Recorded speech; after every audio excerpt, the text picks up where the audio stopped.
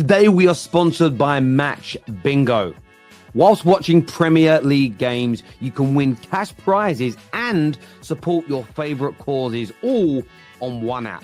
Purchasing a £2 card on any football fixture gives you multiple ways of winning money. It's so simple, it's so easy to download, to create your Match Bingo account and to purchase their bingo cards. Watch your card automatically populate events that happen throughout the live fixture and win cash prizes by being the first to complete your card. Scan the QR code on the screen or click on the link below now to get involved with one of the best games available in the footballing world. Welcome back. It's Thursday evening. It's a weird week this week because there's games tonight, but we're also looking at the weekend games at the same time. It's the Top 6 show. Brilliant panel for you tonight. We're Man Like Griggs back again. We've got Dio here. We've got Tom, the famous Tom Little, as we're calling him now, as I've seen him across socials. Man Like Egal is back with us as well. He obviously not been available over the period of Ramadan, which we totally respect, but it's very good to have you back, brother. And of course, Kate is here. I need to ask Kate, first of all, no rain excuses today, I hope. You're not going to be blaming the rain again like your fellow Spurs fans?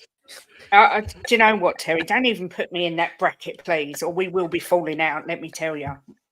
Just a warning there. Just checking. The rain. It's physics, though. It's physics. It is physics, yeah. It is physics. And it only obviously rained on us. Nobody else. Just Spurs. There's no way a Tottenham fan actually tried to blame the rain. Hold on. Isn't it physics? Isn't it physics when it's too sunny? When it's too sunny as well? Isn't it physics when it's dusty? Didn't Chelsea get to a Champions League final because of the rain, Terry? Sometimes it can benefit. I mean, Tom, I know you've been away from us recently, cheating on us elsewhere on other channels, but this really happened. I'm going to play it for you all now. I was waiting for it to load. Some of our midfield and Heung-min Son. Son, if you put the ball in his stride and you actually let him get his core balanced, he's gonna put a good shot on net. He had a couple good opportunities today that he maybe should have done better on. The one with the inside of his foot, but it's difficult though. The rain's not an excuse for why we didn't play well, but it does definitely affect your ability to get good strikes on the ball sometimes. But before that, Timo Werner and Brendan Johnson just don't aren't the quality of players. Did you just say the rain? I'm not saying that the rain is why we didn't win. I'm saying that anybody who plays the game knows that the rain does affect how you kick or don't kick the ball, right? The accuracy of your strikes, how it comes off the boot, et cetera, et cetera. It's just physics. He did say it. It's funny because my dad saw that clip, and my dad, maybe he's a little old-fashioned, just went, I'll get his physics. But we all grow up playing football in the rain, so it's just not an excuse. And I was like, it's a very true point. Do you know what I mean? It's part and parcel of it's almost sort of part and parcel of the sport. It's a winter sport. It's a European game. There's lots of wet, snowy, rainy weather. It's part of it. Yeah, I get it. He's right. He's right. Like rain, water, surfaces, it's physics, but it's just not an excuse, considering, by the way, that the Premier League clubs absolutely drench the pitch with water before and at halftime in games. So the ball's always wet. So yeah, but I hear it. Well, I thought you'd have seen it, Tom. But there we go. I wanted to start tonight surrounding this new. We're going to be talking Arsenal, Liverpool, City title race. We're going to be looking ahead at the big game tonight between Chelsea and Manchester United. But I wanted to start with a new law that Premier League clubs are looking to bring in. And obviously, we've seen a lot of stuff at the moment surrounding points deductions, Nottingham Forest, Everton, and so on and so forth. There's around 17 clubs that are behind this new proposal, which is to scrap the idea of a points deduction, so to remove so that points deductions can't and won't happen in the Premier League anymore, and they want to introduce what they call a luxury tax. This radical reform has been discussed amongst the Premier League clubs. They believe that should clubs wish to quote unquote have a go, spend more money, increase their wage bill, and have the money to do so, they should not face punishments that could plunge them into the Championship. It says the luxury tax has been considered those clubs who overspend will have a financial punishment attached to it. So if you overspend, you won't get a points deduction, but you're going to be fined money, and that money will essentially be spread out amongst all the clubs in the Premier League that don't break the financial fair play rules. So, and of course, that's led to a lot of questions, which we'll get onto. What does this mean for Chelsea's investigation? What does this mean for Man City's charges, which we will get onto their potential punishment still in relation to that? But throwing it out there to the panel, and Tom, I want to go to you first because you look perplexed. What's your thoughts on the Premier League clubs voting this in? So essentially, you'll just have to pay a little bit more money, i.e. lose more money if you lose lots of money trying to win. What's the punishment? If someone's going to spend £200 million over what they're supposed to, I'm sure they'll manage to spend an extra 10 million quid fine or whatever. They finally figured it out. They finally figured out PSR. They knew how to make it, so clubs had to follow it, and the punishments were there, and everyone was on a more level playing field. And now they've panicked again, and now they're changing something that they just figured out was correct. What does this mean then? I've got so many questions around this. What does this mean then for the Champions League? Because I'm sure the Champions League aren't going to suddenly introduce a luxury tax. So are their FFP rules still applying, even though we've now apparently just got rid of all ours? So any club in the Premier League that's trying to build to get to that top point will end up being banned from the Champions League anyway because of financial fair play breaches. So it's actually irrelevant to be allowed to be free of constraints, because the thing you've built up to get to, you're not allowed in anyway because you've breached the constraints. What's the point? And the whole thing, we don't want to punish teams for having a go. No, you don't. That's why there's a 3-year window where they have a go. And if they achieve it, then that window extends to the next 3 years. Hence why it's a 3-year window. We're punishing the teams that spend out their means for 3 years and achieve ultimately nothing.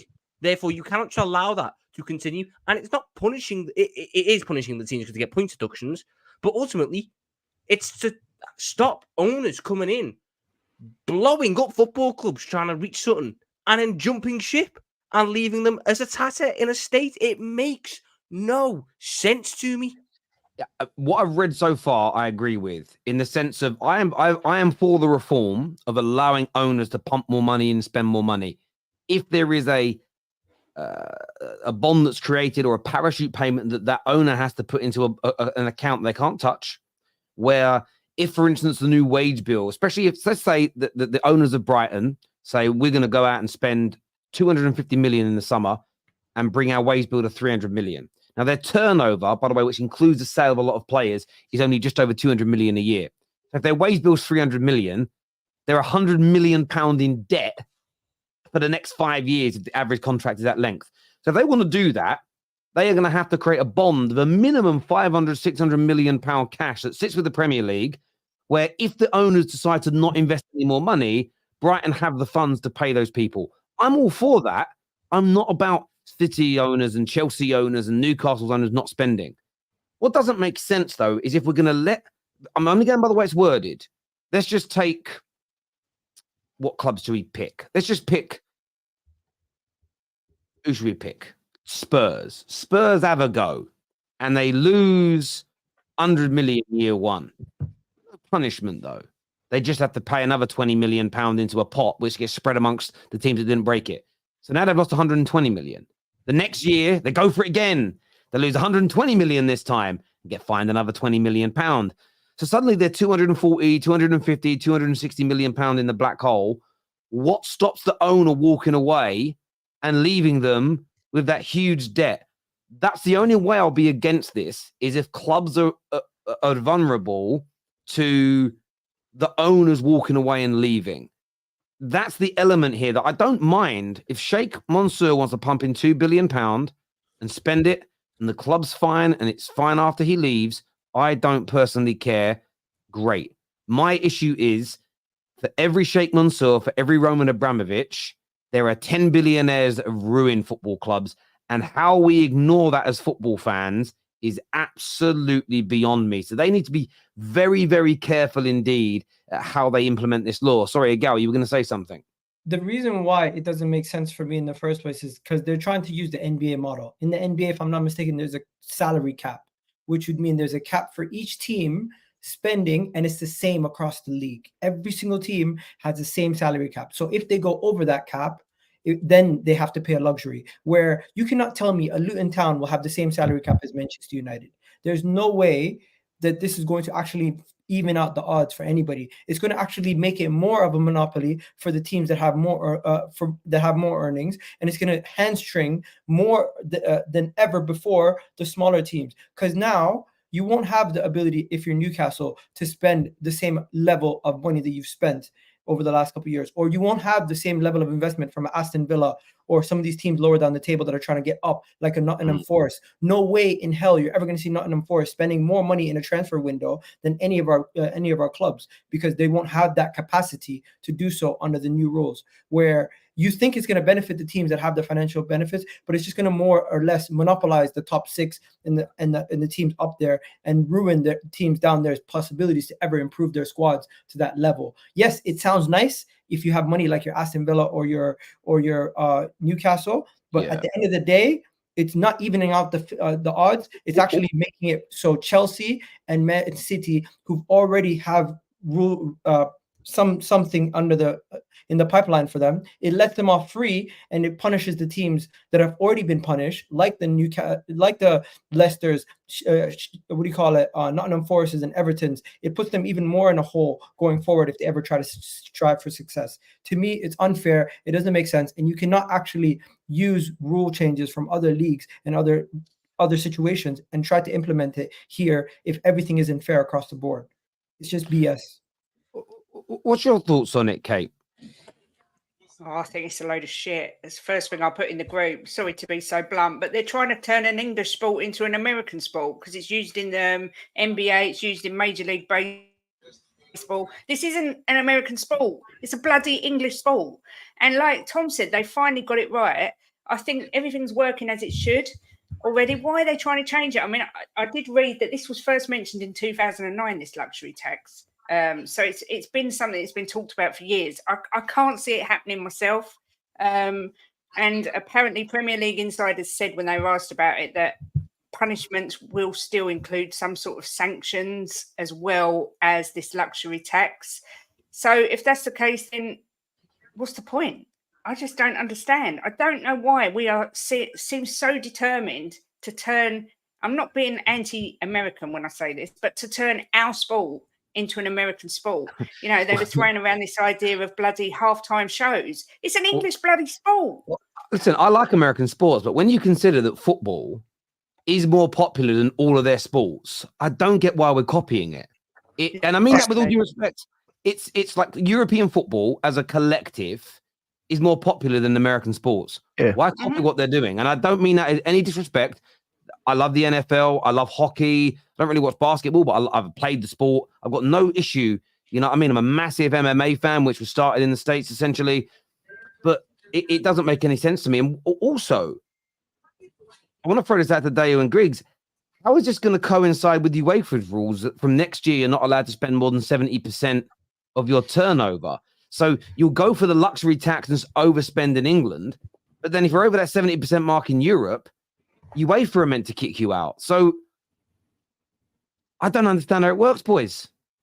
Yeah, obviously coming from America, so I kind of know like how the luxury tax works in all different kind of sports, because MLB is different to NBA, right? Because MLB doesn't have a salary cap, so it would be the Premier League situation would be more closer to the MLB than the NBA. But the issue is, first of all, in the MLB, there's one owner that's richer than everyone else, but a lot of the owners in MLB have a pretty much similar net worth. They have pretty similar like money and stuff like that.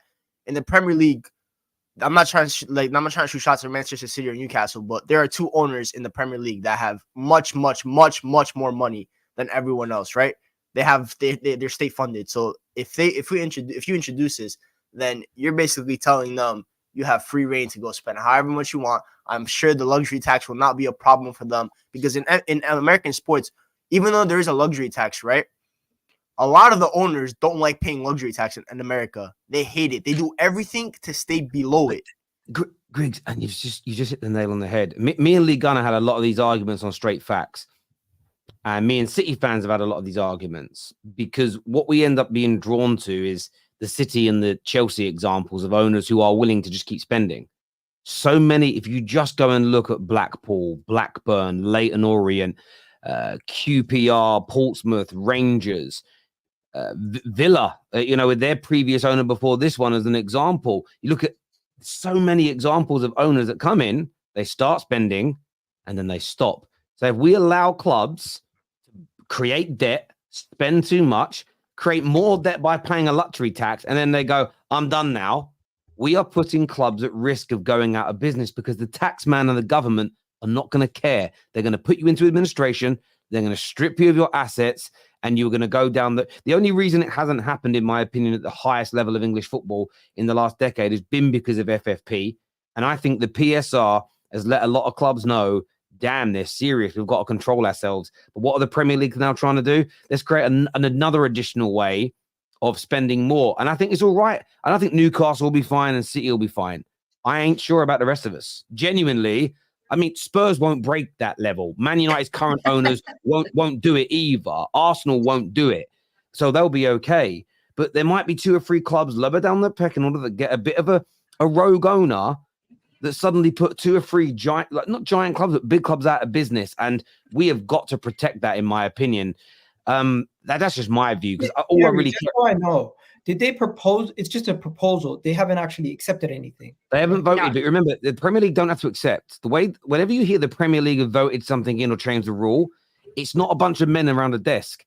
It's the football clubs. So the Premier League is the 20 Premier League clubs. So this is why I say when people go, oh, but my club didn't invent the rule. No, your club voted for it. That's why it's in. Do you get what I mean? You may have been one of the 2. You have to get at least 14 clubs to vote yes for a change, and then it goes through. Does that make sense? So if you get 13 or less, they can't do it. But currently 17 clubs are supporting this. I don't know who the 3 clubs that are not supporting it.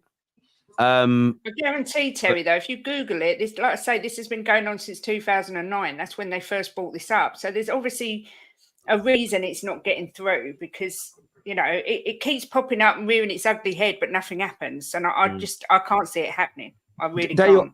Dave, I want to throw this question to you. There's a lot of people online today, when I saw this story trending, that were saying this is Chelsea and Man City doing a lot of work behind the scenes to try and avoid punishment. So if there's no longer points deductions, if that becomes against the law of the English game, there's no more points deductions. And if they're found guilty, they're not going to get a massive punishment. They'll just get a fine. Do you think there's any truth to that in your opinion? No, I don't think so. And the reason is because, like, just like what Kate said, I've been hearing this as well since 2018-19. Like, it's been coming. You've been hearing this all the time. Like, they want to they want to get rid of points. They want to do luxury tax. They want to do all of that. So I don't think that it's them doing any work in the background, because as of that time, they weren't accused of anything. As of 2019, they weren't accused of anything when we first heard about it. So, and if they are, then it's the Premiership has come to crap then. If they really are the ones pushing for this to happen right now, and it's actually becoming an issue where it's like, okay, we need to vote on this in June, then I guess we should just pack up the entire thing, throw it away, let everybody just play local football, and we'll all be happy. We'll just go to the stadium local to ourselves and watch it, because it doesn't make any sense. Having said that, I don't think they're the ones doing anything. I think that this luxury tax has its pros and cons. If the tax is high enough to dissuade people from, if you hear like you'll be fined 100 million if you go 1 million above your expenses this year. If you hear that, I think you as an owner, I don't care how much you think you want to spend or how much you think you have, you don't want to be that stupid. Right? I mean, like, if you hear like the fine is 150 million, if you spend more than £500,000 more than you should spend in that year, more if you go over by 2%, immediately you're like, no, this doesn't make any financial sense. So you'll stay below your expenditures. I think that might be a pro, but then you then have the rogue owners who are just like, you know what, forget this. I have the 150 million. I don't care. I'm gonna spend 300 million above everything and still pay that fine. It's like when I was younger, like my parents would be like, be home at 7. Once it's 7:15, I know I'm in trouble. I'm like, just stay out till 10, man. It's not, there's no point. Like 7:15, My dad had a method for that. For every half an hour I was late, it was an extra week I was grounded. So long.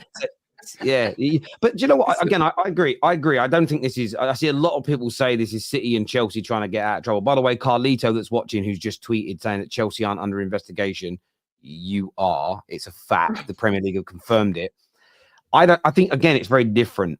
This is points deductions for spending too much money, and most of the teams that have spent too much money, even though they all try and claim they've had no sporting advantage, just because it failed to work doesn't mean you shouldn't be punished. It's crazy to me.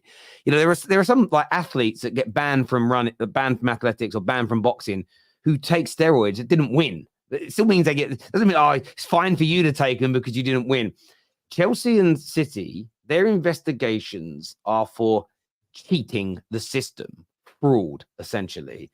They will still be punished. The Premier League clubs are not saying we're going to vote a law in that enables you to break the rules. So they're still, with what City are being accused of, will still be against the rules, even with the luxury tax. With what Chelsea have self-reported, this idea of we haven't got any money left to spend. Do you know what? We'll say it's a free transfer and the owner will pump you some money for a third-party Swiss bank account. That's still going to be against the law of the game. None of that changes. So, again, every time something comes up about PSR, people jump on this City bandwagon. When are they going to be punished for their cheating? It's a different scenario. This is about clubs losing money, trying to get better, and there should be a safety net put in place by the authorities as ever to protect you. At the end of the day, there's a driving limit for a reason, you know?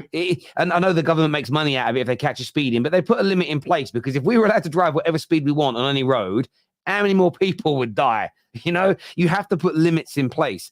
But this has got nothing to do with Chelsea and City's investigation. If they're guilty of what they've been accused of and more, they will still face a severe punishment, in my opinion. So I don't think this is anything to do with like circumventing the punishment for either of those teams if they've cheated personally. That's just I just don't understand what it's going to do with Europe. Every club's biggest aspiration beyond winning the league title is to play in the Champions League and try and win the Champions League. But let's say, for example's sake, a Crystal Palace get a new owner in and he goes, right, I'm going to take Crystal Palace to the Champions League, and he spends in 4 years 600 million, and they're in the Champions League. But as you said, there's new rules coming in next year about how you can only get into the Champions League if it's 70% turnover, something like that. No, so it Champions League, all the money you spend on players, wages, agents' fees, transfer fees, etc., cannot exceed 70% of your turnover. Right. So in that case, Crystal Palace then need to wait however many years for their turnover to grow to such a point where the transfer spend and everything they do to maintain the squad they've got is at 70%. So ultimately, they are spending all this money to achieve nothing because they're not allowed to compete in the one thing that you're supposed to compete in at that point because they have not hit the requirements for it. Let's not act like the moment they get there, so they spend 600 million, they get there, and it's like, oh, you got to wait for your turnovers to get there. They just go, okay, we'll wait. Because their players will go, okay, well, I'm going to move then because I want to go play Champions League. I'm not going to sit and wait for this club to qualify for it. Do you know what the reasoning behind this is, though?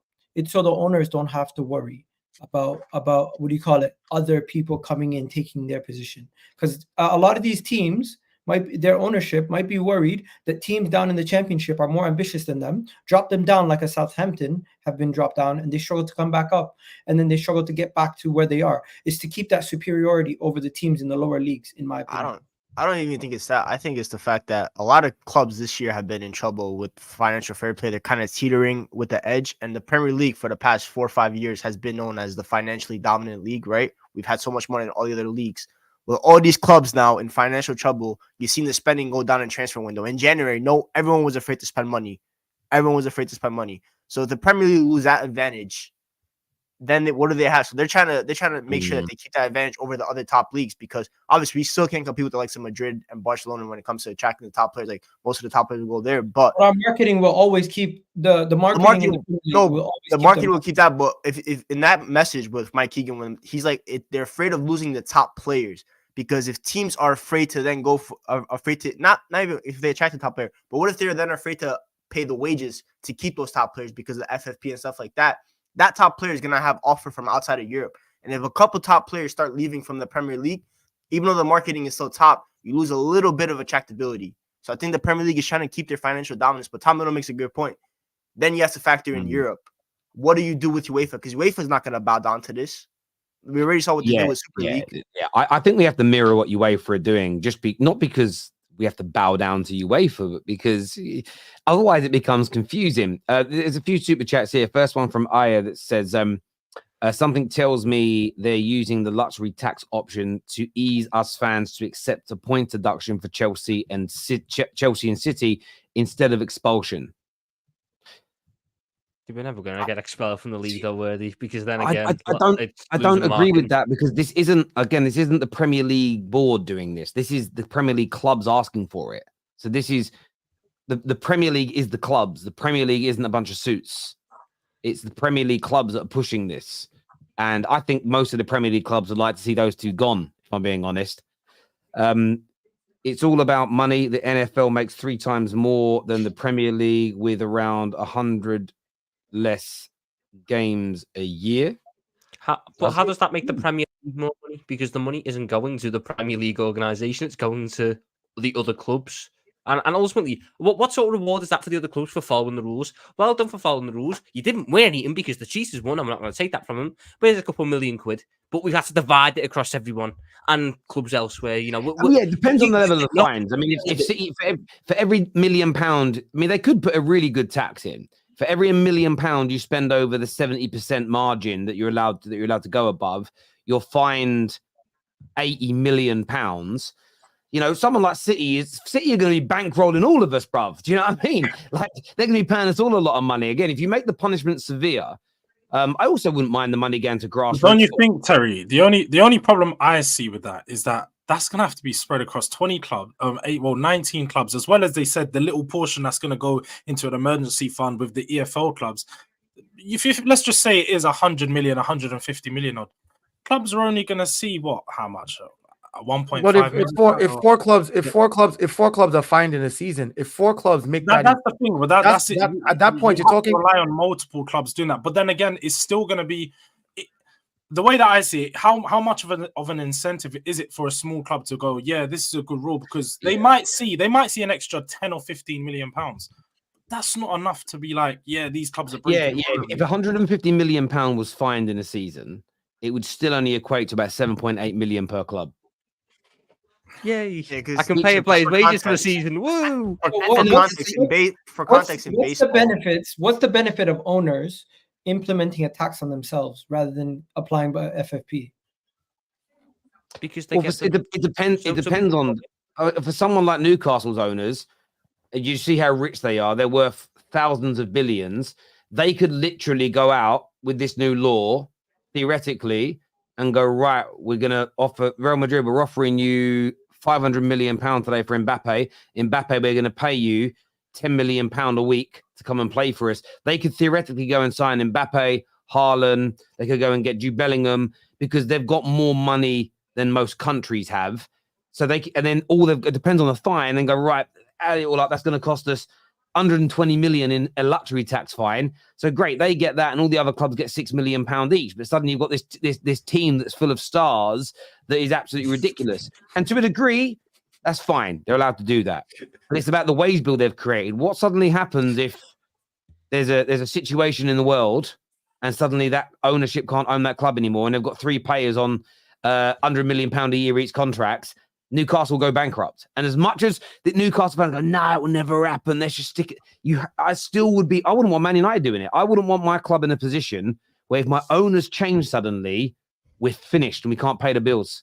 Surely we should all want there to be a protection there. So yeah, that's what we've got to hope for. I'm not adverse to anyone spending money, but that money's got to be a parachute payment to protect these football clubs. But we'll see. Also, Terry, I think that regardless of what they do, they shouldn't take away points deduction. If you want to add a luxury tax to the point deduction, I support that, because what you're saying to these people is, here's the punishment for you breaking the rules. Not only are you going to get deducted points because you try to gain a financial advantage over other clubs so that you could win, we're also going to fine you. You're going to pay money back to these guys for trying to cheat them. And here's 6 points out of your points. Boom, done. because if a club doesn't feel the brunt of the mistakes that they make, the owners are going to go rogue. It's going to happen. You're going to have at least two to three rogue owners in the next 10 years.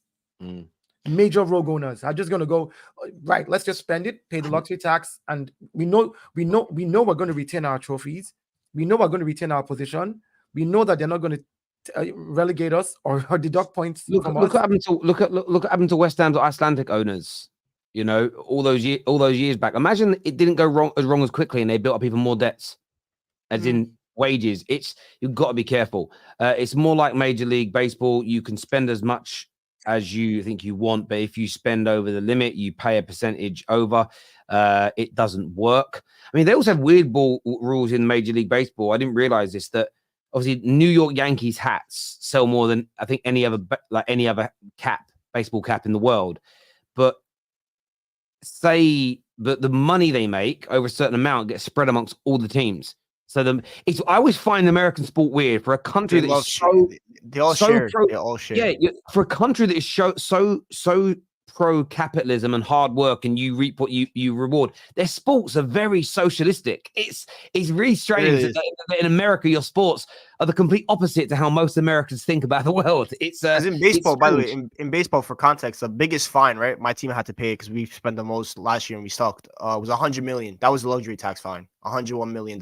So let's say City, right, get fined, that'd be $100 million. If they're the only team to get fined, we said 19 other teams. How much teams is that's not that much money. These are the figures. Say you get fined 100 million. You fine Brighton 100 million. They're out of business. You're going to kill more clubs that just keep it as it is. It's crazy. Yeah, exactly. Luxury tax is a sign the authorities don't have a clue what they are doing, or they have been bribed under the table. Independent regulator. I think we do need an independent regulator, but I think a lot of this is pressure. The way I've seen the fans of clubs that are losing points behave like they are being mistreated is unbelievable. Your club tried a strategy that's against the rules of the game and messed up, and you're blaming everybody else but looking at yourselves. It makes absolutely no sense whatsoever. Could be worse, The Terry. They argument could they have. give you as well. Oh, we didn't get any sporting advantage, but you tried to. That was the whole reason you done what you done. You tried to cheat. You just weren't good at it. It's absolute poppycock. It really is. It could be worse. They could have just blamed the rain, and then they could have blamed the rain. They could have blamed the rain.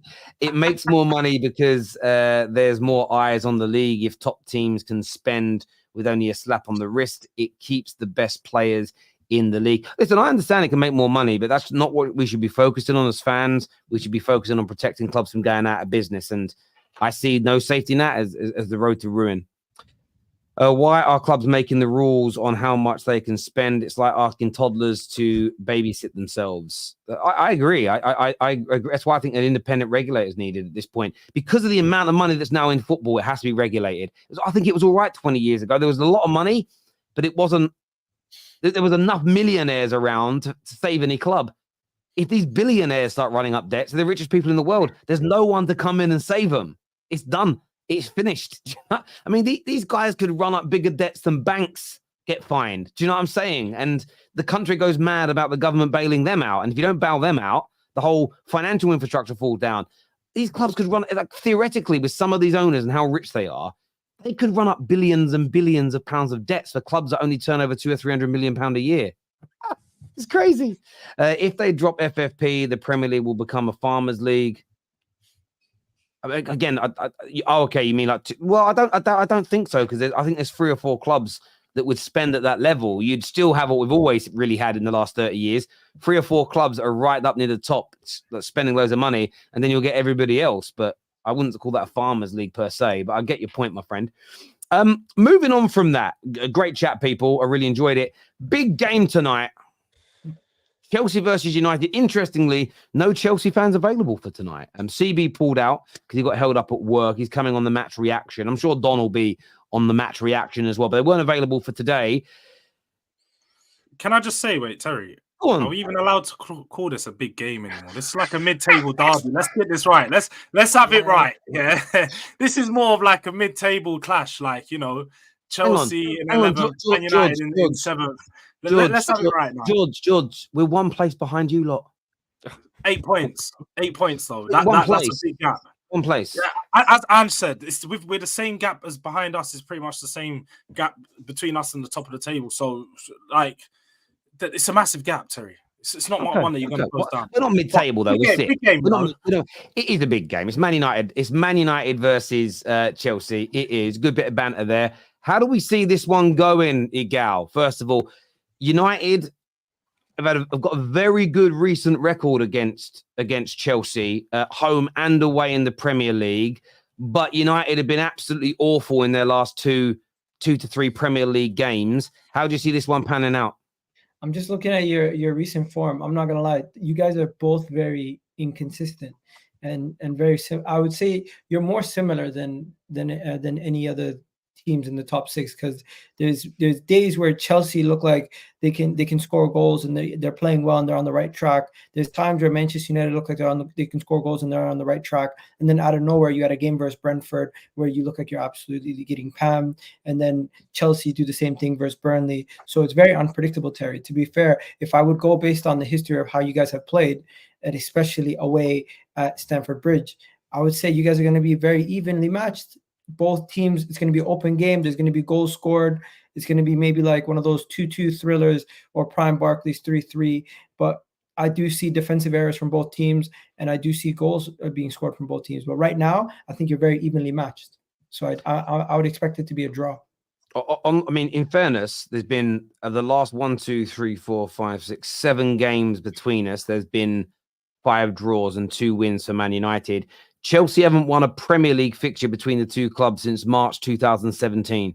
It's been 7 years since they won a Premier League tie, home or away, against Man United. Griggs, do you see that being a factor tonight? Or is this two completely different teams that, as George have said, are flapping about in the mud together? How do you see it panning out? Yeah, I mean, I'm calling it the El Midico because they're just two teams of mid. Obviously, Chelsea probably, you could say, performed better than us, but they don't get as many points as us because we love to steal points. We even did it almost on Saturday against Brentford. We almost pulled the heist of the century. That game would have been if Mason Mount's winner was a winner.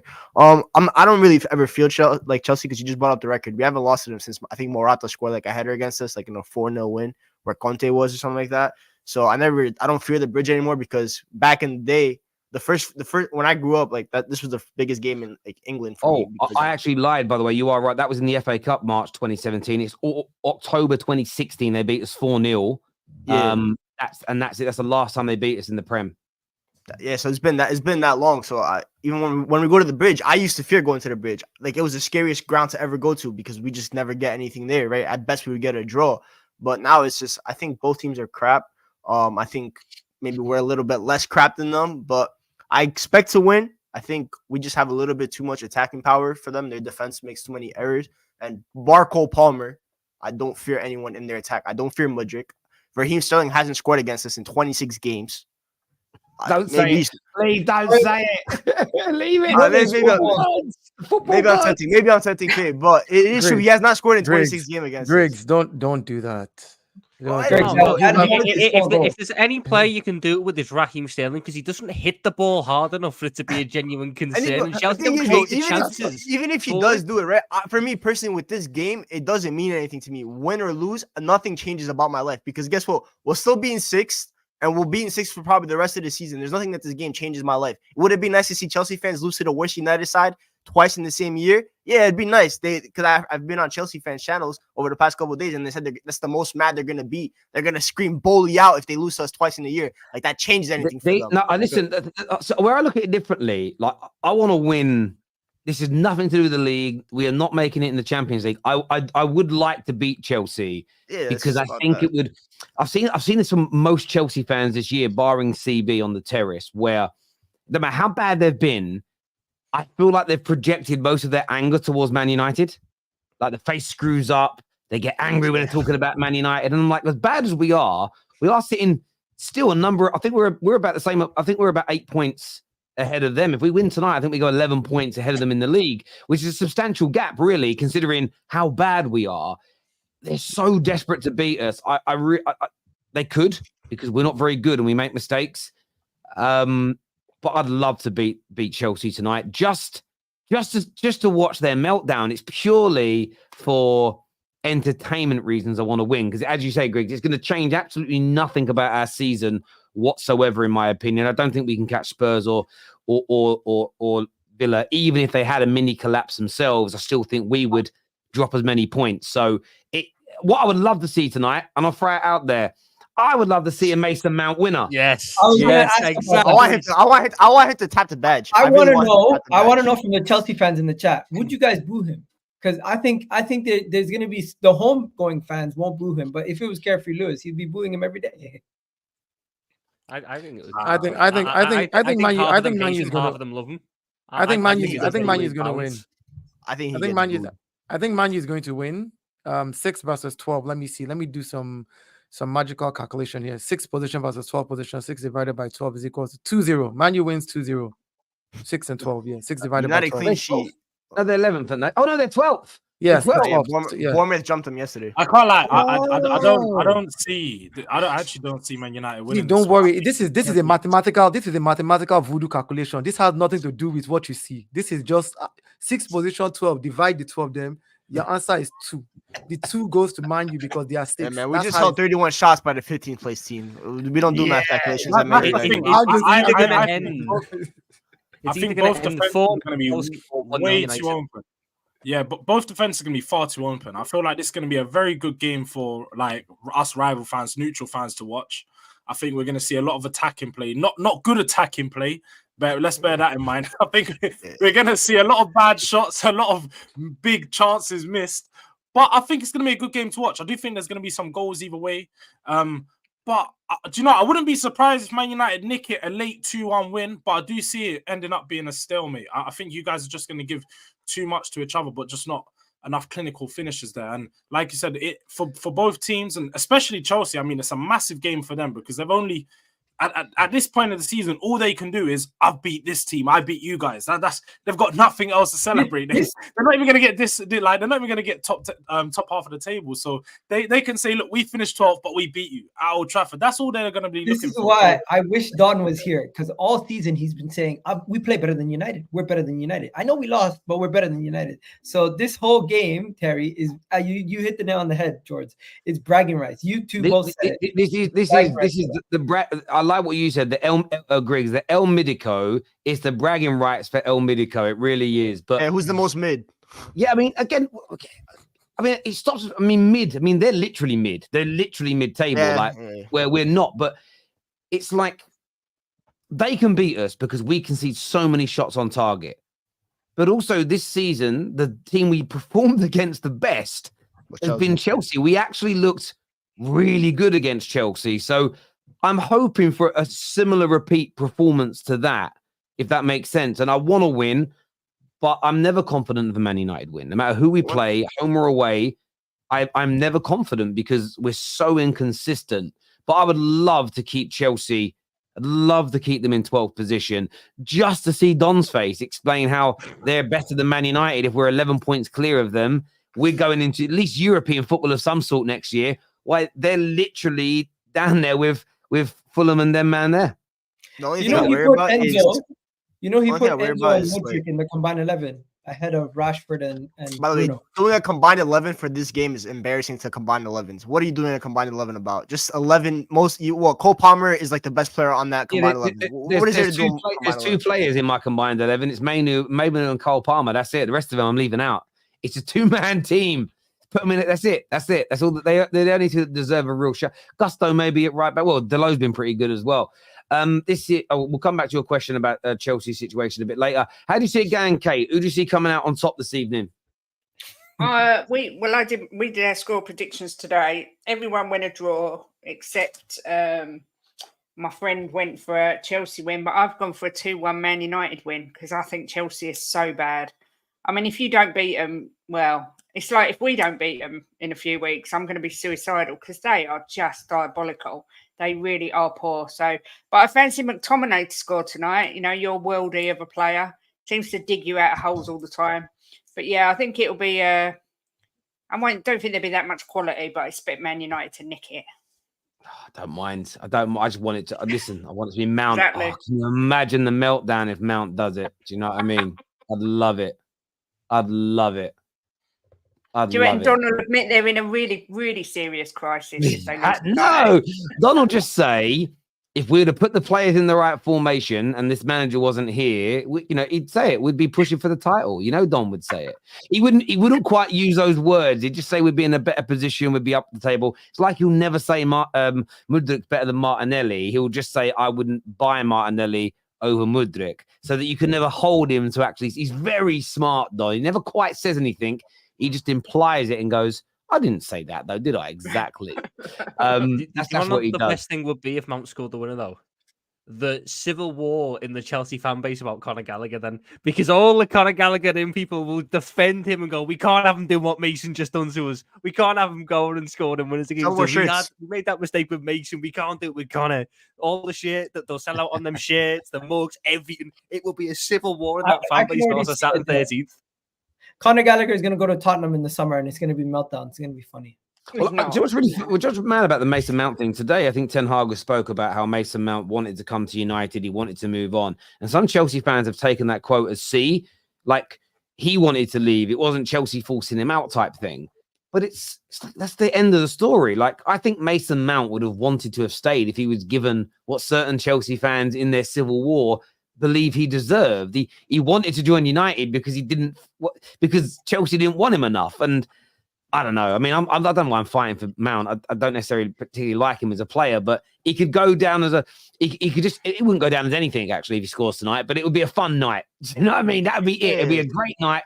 Thank you, mate. I mean, neither did it the other day. I mean, if we'd have beaten Brentford, honestly, I think we could have been arrested for something. Would Mason Mount celebrate? I've just looked at the weather forecast and there is a chance of showers, so I might have to revisit. Oh, might rain later. Yeah. Oh, Yeah. I don't know I'm now. not sure now. I need to see Mason Mount celebrate. Do you think you'd ever celebrate against Chelsea? No, I don't think he'd not celebrate. No, he won't celebrate. He'd be respectful. I think He's very specific about his image, so I don't think he would he'll do like the I don't want to celebrate stuff. Only thing I'm worried about for tonight is we have the game on Sunday. Obviously, I think we have an eye on a little bit on that than today. Oh no! Please don't put all your focus into the No. I hope the players have my mentality. The only Premier League game that matters to me for the rest of the season is the one on Sunday. I want to ruin your title hopes. I want to kill all of them. That's what I want to do. That's my goal for the rest of the season. To see Liverpool fans sad. Are you worried about coming to Old Trafford, Tom? I'm not worried about Man United. I'm worried about going to Old Trafford though, because that's all that and Goodison. That is a cop-out answer because you're playing. Yes, if you want it, yes, I'm worried about going to Old Trafford. You're not playing with the stadium. You're playing against our team. Are you worried? Yes. Are you scared? I'm not scared. I'm worried that we cock it up more so than you ruin it. Same thing. Same difference. No, because I'm worried we just draw 0-0 and we miss loads of chances. Rather than you put 4 past us and completely destroy us like that. I think we'll be our own downfall at Old Trafford if we cock it up. Makes it even sweeter. Like the FA Cup. Yeah, very much like the FA Cup. Be an interesting one in relation to that. But viewers, let us know your score predictions for tonight. How do you see the game going? Remember, we'll be live after that and the Liverpool versus Sheffield United game as well. We'll come to some of your super chats in a minute, but speaking of Sheffield United, Liverpool, it kind of moves into the title race conversation. Tom, is it your title to lose now? You're the favourites with the bookies. All the statisticians believe you've got the easiest run. You're playing one of the worst teams in the league tonight to go back clear at the top. Should Liverpool from this point be winning the league? I think it would be disappointing if we didn't. So by that logic, yes, we probably should be. I don't agree with the idea that we've got the easiest running. No, I do think that maybe Arsenal's is hard. I'm not saying ours is easier than Arsenal's, but I think both of ours are harder than City's because City's games come at the right times. Ultimately, I think both us and Arsenal, we've got a couple of really good teams to play away from home, and Arsenal have a horrible little section if they get into the Champions League semi-final. But Tom, can you name these teams? Because I feel like you're the teams that we've got to play.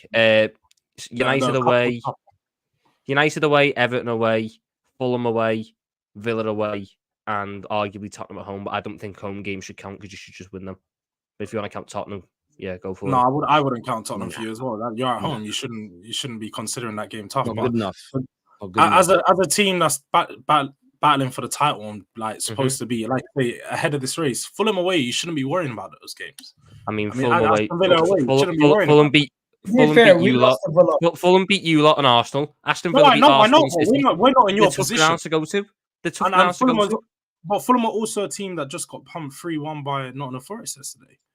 Yes, but Fulham, you're acting like that was away. I'm on about Fulham at Craven Cottage. They've had a good season there. They got a draw against us earlier this season. They've beaten Arsenal this season. They've had a number of good results at Craven Cottage. Why we act like Fulham away? It would not be a potentially tough game. I'm just saying, as Man City aren't going to be because you're saying you've got an Man City have got an easier running than you, but Man City have those similar fixtures, but they just don't look at those games, and you wouldn't look at those games as tough for Man City. You're just trying to make it seem a bit tougher for yourself. Right. And so Liverpool's running is a bit harder, and we know that Liverpool's running is far easier than Arsenal's and probably Man City's. You guys are just trying to build it up to be something that it isn't. The Everton team that you're playing right now is a team that's scraping above the relegation, have been poor all season. I get they're your rivals, so look, you can build it up in that sense and say, look, but this is still Everton. You guys beat them pretty much every season. It's not going to be anything different. I agree, George. You know what Liverpool fans have done that's clever as well? We've been talking about each team's running since before Arsenal played Man City. So now that Man City have played Villa and played Arsenal, now we're like, oh, now the run's easier. But you're skipping those two really tough games they've just had on paper. Villa are a decent team, fourth in the league, and Arsenal. That's part of their last 9-game running. So you can't suddenly discount games that have gone. I've counted Villa. I look at City's running. If we include Villa, I'd say Villa at home is a tough game for them. I'd say Tottenham away is definitely a tough game, and Fulham away. I'm Brighton. You want though, don't you? You don't just want the accolades of being the best team in England. You want the underdog story too, don't you? You want to still be. You lot love being the underdogs, don't you? Well, it's a tag that's going to be given to us considering the injury crisis we've had. I'm more than happy to own that. More than happy to own that. Oh, hold on a minute. How are you underdogs? You're Liverpool. You're Liverpool Football Club. Are you not one of the biggest football clubs in England? George, when did you have was you not the team? George. Are you not the same? No, wait, give me a second. Are you not the same team that has talked about this is the Pep and Klopp era? How can you be an underdog? It's the Pep and Klopp era. This is your era. The only underdog is Arsenal. Liverpool knows how to win. Liverpool knows how to win, right? That's what you guys say all the time. You know how to win. We're one of the biggest clubs. We have, plenty of trophies. We have 6 Champions League. We have Klopp, who is the second best, or arguably. No, Liverpool fans say he's the best manager in the world. They all say he's better than Pep, but he's an underdog.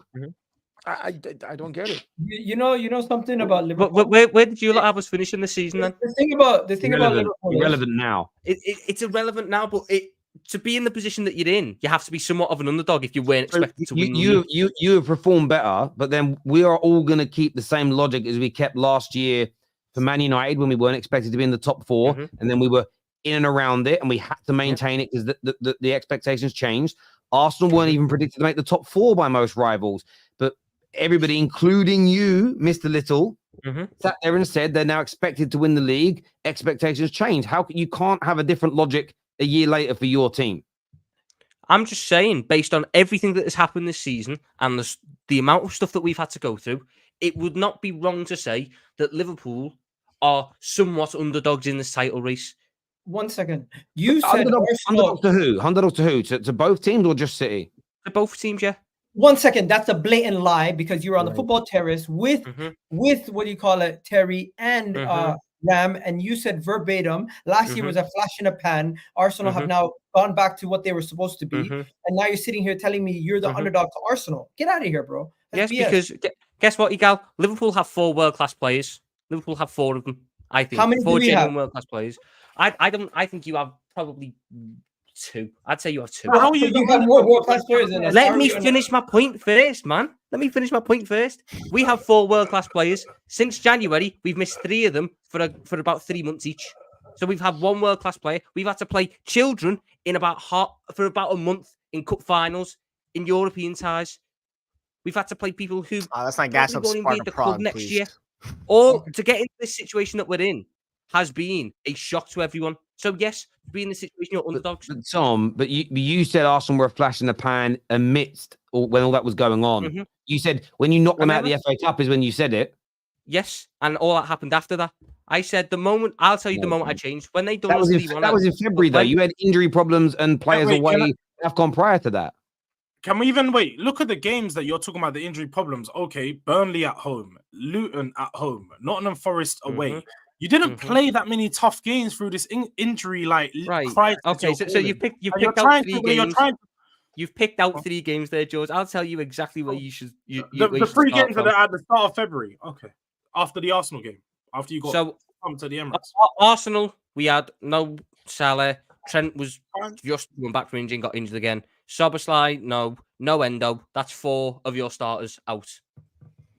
Burnley, Brentford, Luton, add Alisson to that list. So You know that's 5 you happened to every team this season, and no one's been allowed to use that excuse. Happens to United, it's happened to Tottenham, happened to Arsenal, happened to Newcastle, happened to Chelsea. It's happening right now. None of us are allowed to use that excuse, but now you're trying to come here and use that excuse and say, "But we're the underdog." when have I used it as an excuse? An excuse would saying be you're the this is why underdog. we didn't do it. No, An excuse you're would be, using this it is as why an we excuse didn't to do say, it. This is why you're the underdog. That's what you're saying. It is because it's a fact. You want to know something? You have one world class. You have one world class player, right? In your team. And I Man think we City- have 4. You have 4. Man City has world class players in their team. Arsenal has no world class players in our team, according to all of you. I think So- Arsenal have No. world-class players. Don't change your mind now. Don't wait till the end of the season and change your mind. I know where you all stand about you. Arsenal has no world class players as far as everybody is concerned, and that's the label that has been put. So how are you the underdogs compared to the other 2 teams? First and foremost. Secondly, right now, when Liverpool was topping the league, I didn't hear any Liverpool fans saying they were underdogs. They were like, yeah, even with our little kids, we're at the top of the league. With our little kids, we won a trophy. But our club has a system that works. Drop anybody in that system, and we're going to win. That's what I heard. But So yo, Dave, how, you know what it is? so how are you what the did you- underdog all of a Second, sudden? what did you want to hear at that issue I point? have is, though? I'm just Own saying, like, it. how Own are it. you the underdog, right? Just own the fact that you're a good team. You're challenging for the title, and you're in the race. Just own it. You have Listen, a world class manager. Liverpool, By the way, has Liverpool- everyone just forgot the part where I said yes, we should win at this point, and if we don't, it's a failure? Okay, I fair have enough. said that. Fair enough. But this is what I'm asking you to tell me. How is it that you have one of the best centre backs in Premier League history in Van Dijk, one of the best goalkeepers in ability, one of the best right wingers in Premier League history? You have one of the best managers in the Premier League in the last however many decades, and you want to sit here and play the underdog. Just own it. You're one of the best teams. You have one of the best players. You've been I performing feel well the exactly- whole season. So And at this point, you- if you're saying you should go on and win it, then when we ask you with the 2-point lead with 9 games remaining, are you the favorites? And you sit there and say, "Oh, we're not the favorites." That's kind of like playing it down. Well, fine. Yes, we're the favourites because we're ahead with 9 games to go. Or Fair I don't even think I argued against that. I just said I disagree with the running part, where I think we've So, got the Tom, easiest running. if you don't win it from here, Tom, are you bottlers? They are. Because that's what Arsenal were Yeah, told. if you want to put that tag on it, sure. I'm just wondering, because, I mean, for I struggle me- to say it's a bottle, but I'd be disappointed if we didn't win it from this point. For me, I think if anyone's underdogs, you've got to say it's Arsenal because they're the ones that haven't done it yet. Whereas Liverpool have won the league and they've got a cup under their belt. And according to most Liverpool fans, they've got the best manager in the world. Man City are serial winners. So the underdogs really should be Arsenal. So if you're going to use the same mentality as everyone used against Arsenal last year, but from Kate, here, if I Liverpool can't- don't What win do you the say about league, Arsenal? I can't go off what a squad achieved in 2019 with half the players that now aren't here. I can go off what I saw in the past 2 years. Last season, Arsenal should have won the title, but a Saliba injury stopped them. They should have won that title, but a Saliba injury stopped them. Therefore, going into this season, where they only strengthened, they brought in a genuine world-class defensive midfielder. I didn't agree with Havertz, but apparently, Mikel Arteta's getting something out of them. They improved their squad. Yes, my expectations were, yes, they're above us, especially considering going into the season, we bought an entirely new midfield, and no one expected Liverpool to be in a title race this year.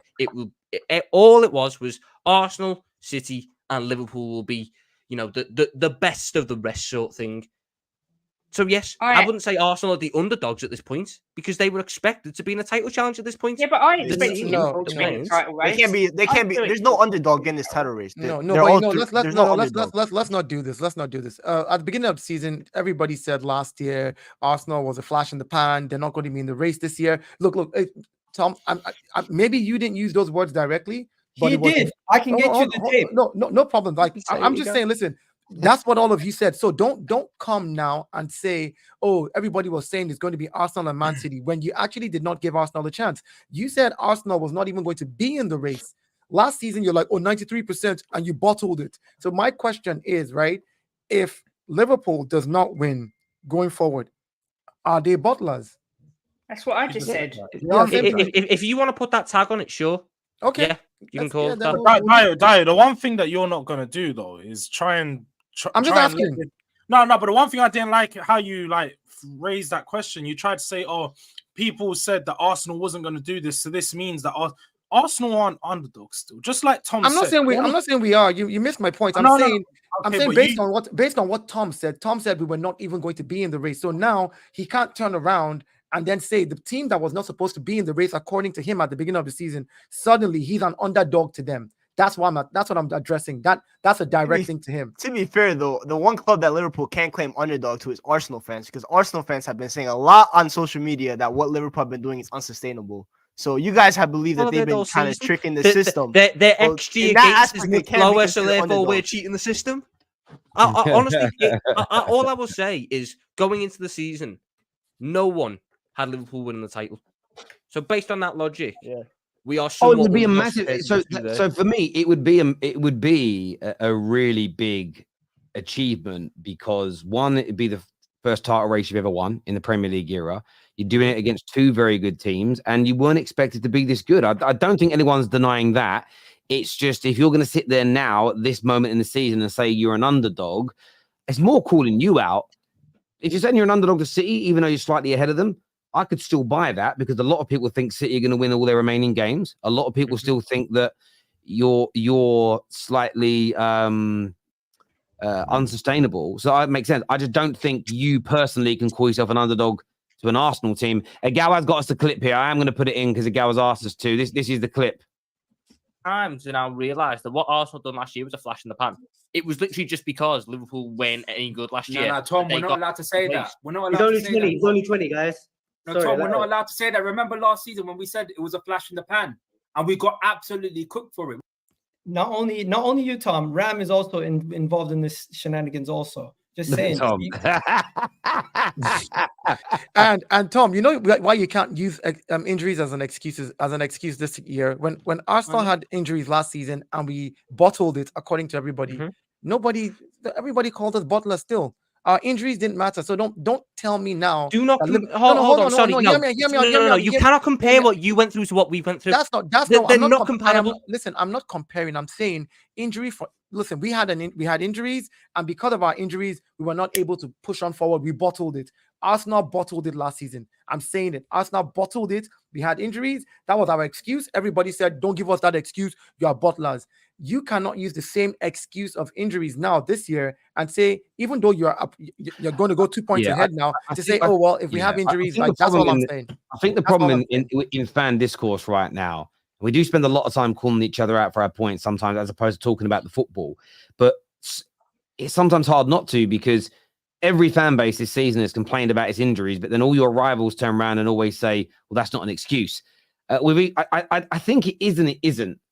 I still am struggling whenever I hear this type of prediction, and Young Dan does it, and I get why Young Dan does it because he's 15 years old. I think we'll finish third if we get no injuries all season. You're going to get injuries because it's part and parcel of the game. It's like it's a winter sport. You're going to play in the mud. You're going to play in the rain. You're going to play in the cold. You can't say, "Oh, if it doesn't rain any I think we'll win the league if it doesn't rain as much," or if it's this. And that's not even a dig at anybody. That's legitimate. Like, there are certain facets of the game which are just going to happen. So your predictions have to encompass all of that. In terms of last night as well, a really important win for Arsenal. But again, a lot of stick you're receiving today, Egal. Pundits saying the atmosphere was dead. There's people on socials praising Villa for getting slapped because they tried to attack and having a go at you guys. You're sitting top of the league, though. How long do you think you're staying there for? And how happy were you with your team's performance last night? I was very happy with my team's performance in the sense that we professional job. We made 5 rotations. People can just continue to cry. You want us to drop points, and you're just waiting for us to drop points. Until then, you're going to fill the air with whatever you need to do. And shout out to all the people who are salty off the back of our drop points. Off the back of us getting points away from the Etihad, because when Villa were 1-1, people are messaging me saying this is what you're supposed to do.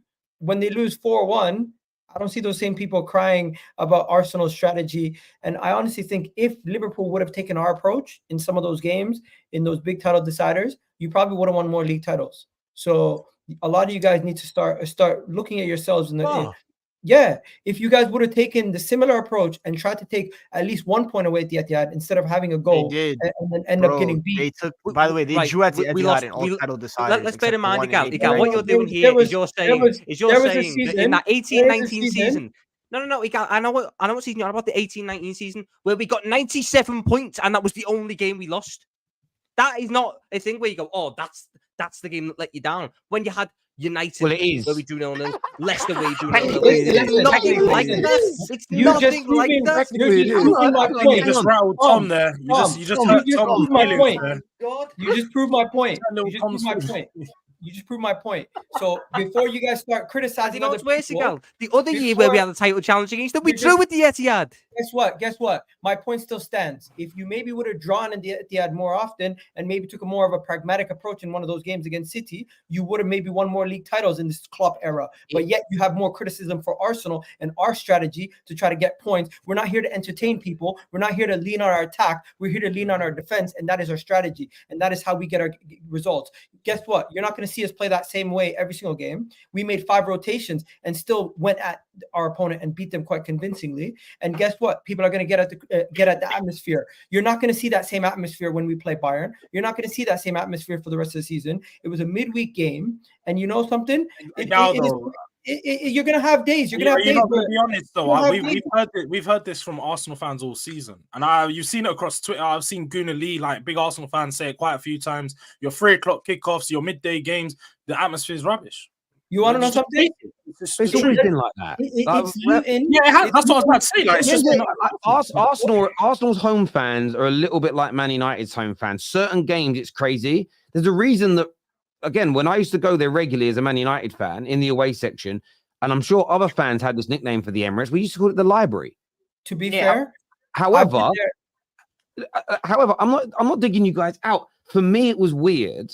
Out of all the things the pundits could have picked on last night, the team going tops being moaned at because the atmosphere is not good, that's sour grapes. There's a time and a place to attack the atmosphere of a football club. It isn't on the evening that they comfortably win after rotating and go top of the league. The problem I have with these mainstream media pundits trying to be YouTubers is they don't know how to time it right. They get their timings all wrong, in my humble opinion.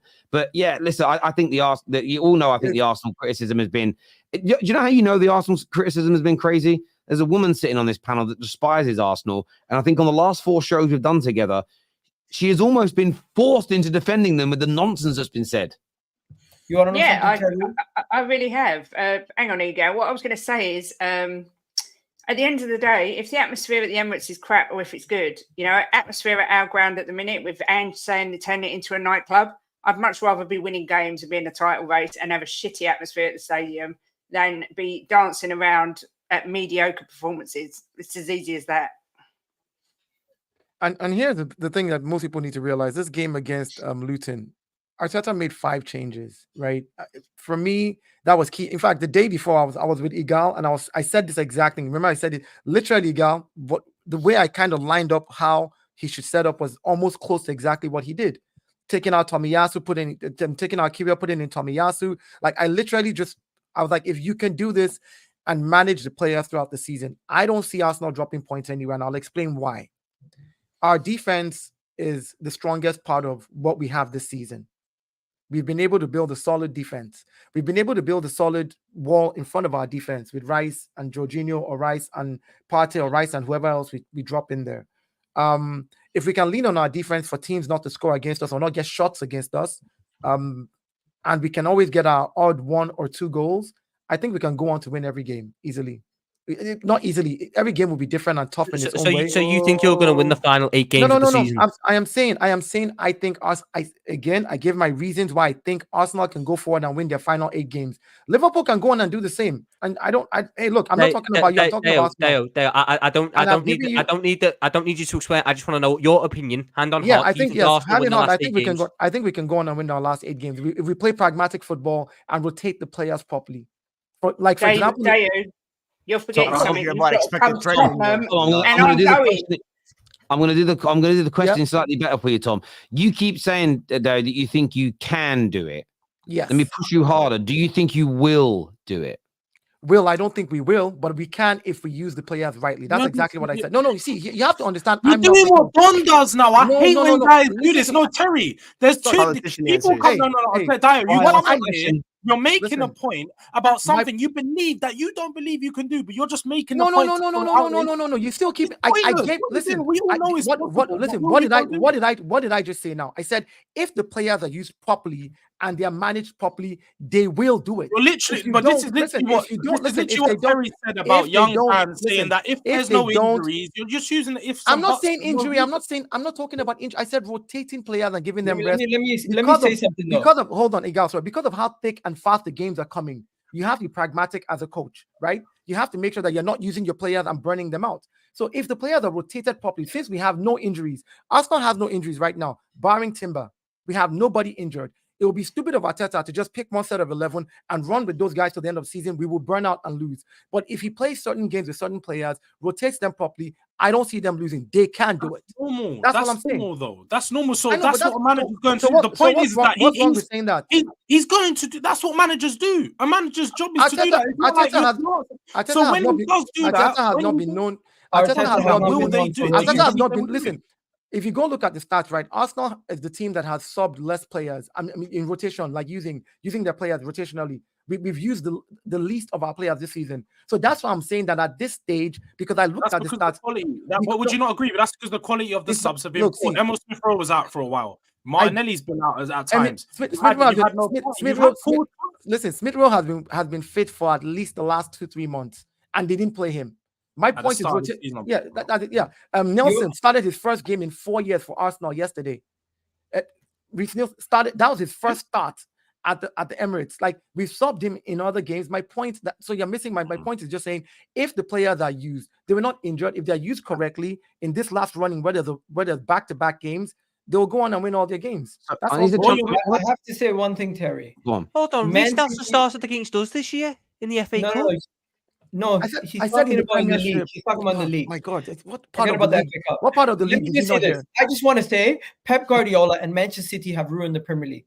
The standard. Sorry. Say that again. Sorry. Start that sentence again, please. Manchester City and Pep Guardiola have ruined the Premier League, and here's why: the standards that they've set for somebody in order to win the league now is so unrealistic, where you have Arsenal dropping points and Man City dropping points, and with 9 games remaining, people are saying Liverpool are now guaranteed going to go win the league with a 2-point lead and 9 games remaining. The expectation has now been raised to a level where you're expected to have to win 8 or 9 games at the end of the season, already having an 8 or 9 game run from January, and you almost have to go 20 games unbeaten in the new year to go and win the league. This is why I'm saying that he's literally ruined the league for anybody to try to have any fun, because you cannot lose or drop points in any game or else the other team's going to win. And it's not shamelessness, it's actually true, because since when have we ever said to ourselves, with 9 games remaining, 10 games remaining, you have a 2-point lead game, the season's done? I think where it's different, I get where you're coming from. I totally get your point. But this is unprecedented for Pep in the. I think this may even be unprecedented in Pep's whole managerial career. I don't remember him being in a 3-horse race. Maybe once or twice in the Liga, I'd have to go back and look. But I don't remember him being in a 3-horse race, and it's different. And Pep kind of agrees with, publicly anyways, agreeing with Dio, because he said that City have to win all their remaining games between now and the end of the season to win the league, which suggests that Arsenal are only going to drop points in 1 game, maybe Liverpool in 1 game. So he's kind of looking at it that none of these teams are going to drop points at all. I see it the other way. I think all 3 teams will drop points in at least 2 other matches. I really do think that all 3 teams will, because this is different from 3-horse races are different. The pressure is different. The anxiety is different. You're looking over both shoulders, ahead of you at all times. And again, I've seen my team in 2 or 3 of these, and they're a different feeling to a 2-horse race. They're a completely different feeling to most of City's titles, where they've won it almost a canter in the end. And even Liverpool's, you guys were away from everybody by January. There is no pressure when it comes to winning it from that point onwards. So, yeah, it's going to. None of these teams have been under this level of scrutiny and pressure. As a complete neutral to it, as I'm not a fan of any. Yes, I want Arsenal to win because of the records that City and Liverpool could achieve respectively. But I am so excited about seeing it because before the Arsenal City game, the media pushed the narrative that this is deciding the season. You fast forward up 4 days later, and you look at the maths, you look at the league, and you go, well, that was a lot of old nonsense, wasn't it? Because look where everybody is in the league. It's so true. So, yeah, it's going to be amazing to watch. And City last night, I thought, George, they responded impeccably well to the draw. I mean, they absolutely battered Villa. Foden on absolute fire. His first goal was a little lucky, but the next 2 were just majestic. No, honestly, Foden's performance yesterday, it showed me one thing. And obviously, off the back of the 2 last games of Kevin De Bruyne, it's just shown, look, let Foden take the ropes, man. Pep, at the end of this season, the last 9 games that you've got a few big games in there. Give those big games to Foden, play him in the middle, put KDB on the bench, because we saw what he can do. We saw he was literally majestic yesterday. Everything about his game, he could have had 4 or 5 the way he was playing. He was eager to get more, and he controlled every part about that Man City play. Obviously, Rodri had an amazing game as well yesterday. Let me not take anything away from him. He's always just top class, but Phil Foden, man, like he's just that cut above the rest. When I say some of the young players in the Premier League or the young talents, I genuinely feel like he has been the best player in the league this season. And the second and third goal, the second one class finish, but the third one was just, he slipped and it still went top bins. Like you can tell that players they're literally in their best form when you score those types of goals. So Phil Foden, top performance. But Man City, man, like I genuinely felt like Man City.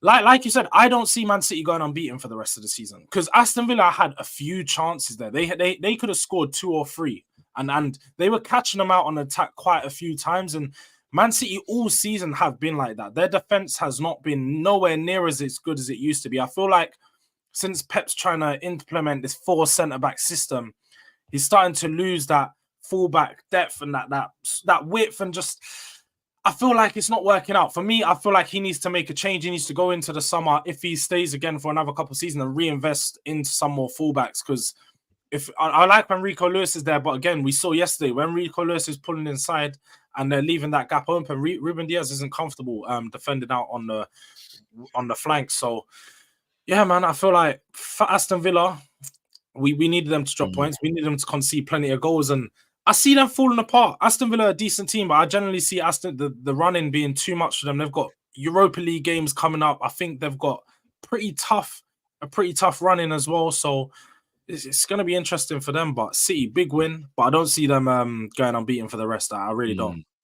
I think the way people speak about Phil Foden really pisses me off at times, because when he has no shows and games like he did, when he has no shows and games like he did against Arsenal the other day at the Emirates, not the Emirates, at the Etihad, and nobody speaks about it. Everyone just looks past it. But Bukayo Saka has spoken about 24/7. Erling Haaland's called a League 2 player, but Phil Foden just gets no criticism at all. And then, as if like we have amnesia or something, we now talk about him as if he's the best player in the league. He's been ripping it up every single game. No, the man literally had a no-show in the title race, got hooked after 60 minutes. The next game gets a hat trick, and all of a sudden he's the best player in the league. Playing out of position. He's playing out of position. This is the thing, though. Excuses again. This is another thing that nobody's making excuses for Haaland. Nobody's making excuses for Haaland. We're not having this today. We're not having this today. I have to get this out.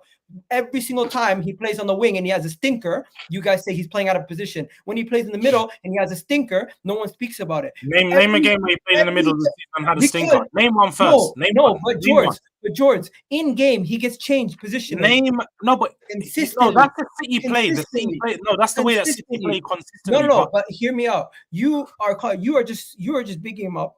And I get because this is what I know. Because if Saka was playing in left wing, and if Saka played left wing 1 or 2 games, and he had a bad performance, what would we hear? We'd hear one second. This is not about Saka. This is not about Saka at all. The thing is, Rashford gets this kind of stick. You see, Saka get this kind of stick when they're playing well. When they're playing well, they don't get this level of praise.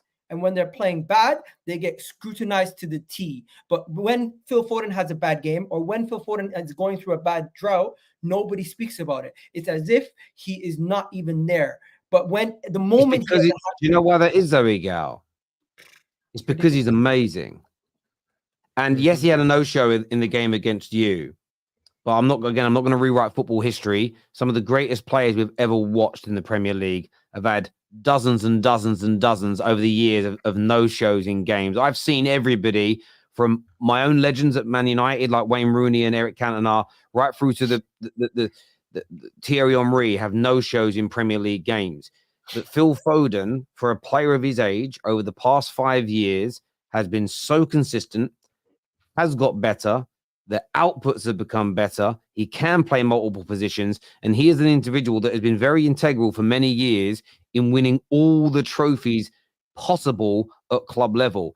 That level of success, that level of consistency stops you from being criticized in the odd bad game. Now, what I don't do, and it's interesting because George didn't mention Saka or Arsenal. He literally just praised Phil Foden. Whenever I see Foden do well, I don't like the way Saka gets attacked because I don't see them as the same type of player. Equally, if Foden has a bad game, I see Foden attacked and Saka's name getting brought up into it. And I just don't see the logic in that argument whatsoever. Phil Foden is a genuine world-class player. And I agree with what you said at the front, George. He now needs to be starting in that attacking midfield role for Man City.